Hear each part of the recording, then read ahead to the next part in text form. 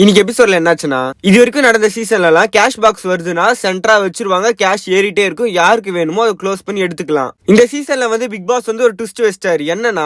என்னடா நீங்க சும்மாவே கேஷ் பாக்ஸ் அசால்ட்டா பேசிட்டு இருக்கீங்க, அதுலயே வைக்கிற மாதிரி ட்விஸ்ட்ன்ற மாதிரி. எப்பவுமே கேஷ் பாக்ஸ் எடுத்துட்டாங்கன்னா வெளியே போயிடணும், ஆனா இந்த தடவை வந்து கேஷ் பாக்ஸ் எடுத்தாலும் வீட்டுக்குள்ள இருக்கலாம்.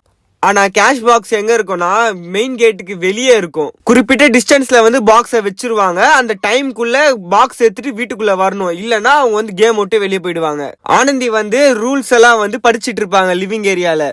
யார் ஃபர்ஸ்ட் முன்னால வராங்களோ அவங்க தான் வந்து ஃபர்ஸ்ட் ட்ரை பண்ணணும். ஆல்ரெடி முத்துவும் ரயானா வந்து ரெடியா தான் இருப்பாங்க. ஆனா ஃபர்ஸ்ட் வந்து முத்து தான் வந்திருப்பாரு. அதனால ஃபர்ஸ்ட் ட்ரை வந்து முத்து தான் ட்ரை பண்ணணும். முத்து வந்து ரெடியா வெளியே நின்றுட்டு இருப்பாரு. அப்ப பிக் பாஸ் வந்து கேட்பாரு, இந்த மாதிரி நீங்க ரெடியா போறதுக்கு ரெடியான்ற மாதிரி கேட்பாரு. பிக் பாஸ் டீம் வந்து இதை ட்ரை பண்ணி பார்த்தாங்களாம். அவங்க வந்து 14 செகண்ட்ஸ்ல கம்ப்ளீட் பண்ணாங்களாம். கேஷ் பாக்ஸ் வந்து 30 மீட்டர்ல இருக்கும். அப்போ வந்து போறதுக்கு 30 மீட்டர், வரதுக்கு 30 மீட்டர், மொத்தம் 60 மீட்டர்ஸ் வந்து 15 செகண்ட்ஸ்ல போயிட்டு வரணும். முத்து வந்து 12 செகண்ட்ஸ்ல ஓடிட்டு உள்ள வந்துருவாரு.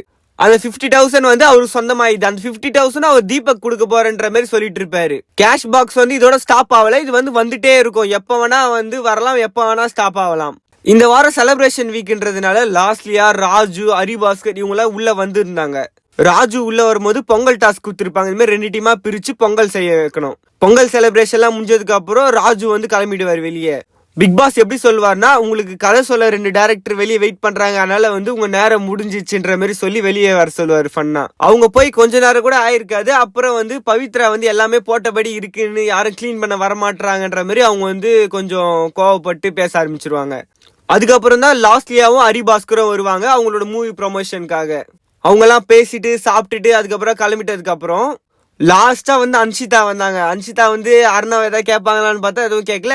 கேஷுவலா வந்து கை குத்துட்டு, நான் வந்து யாரும் எதுவும் ஹர்ட் பண்ணலாம் வரல, நான் வந்து நார்மலா பேச வந்திருக்கேன்ற மாதிரி பேசுவாங்க.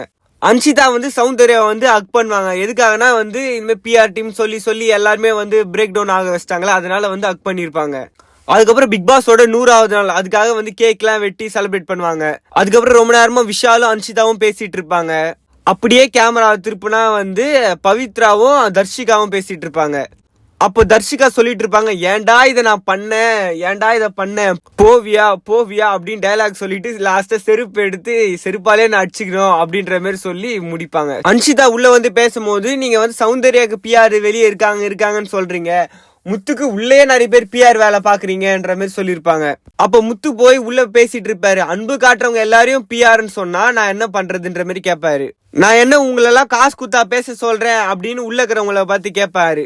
ரவீந்திரன் கிட்டயும் சொல்லியிருப்பாரு, இந்த மாதிரி ஃபர்ஸ்ட் வீக்ல இருந்த மாதிரி எல்லாரும் இருக்கலாம் அப்படின்ற மாதிரி சொல்லியிருப்பாரு. சரி, ஓகே, நாளைக்கு என்ன நடக்குதுன்றத நாளைக்கு பார்க்கலாம்.